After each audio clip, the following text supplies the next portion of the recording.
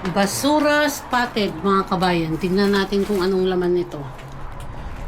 Mga eco bag. Alam nyo bang nabibili ang mga to dito? Tapos tinatapon nila. Tapos ito, pwedeng magamit pag namalengke. Ayan. So may ice.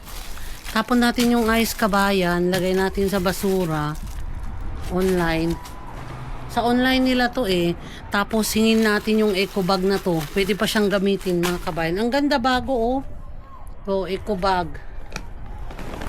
Basurera tayo. Balikan natin kasi magwo-walking ako, mga kabayan Ayan, lagay natin dyan.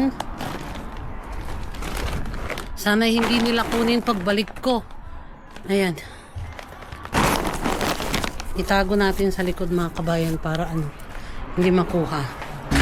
Dito tayo magtago. Diba? Diskarte lang din. Hop! Hop! Hop! Ang gulo. Huwag kang mawawala, ha.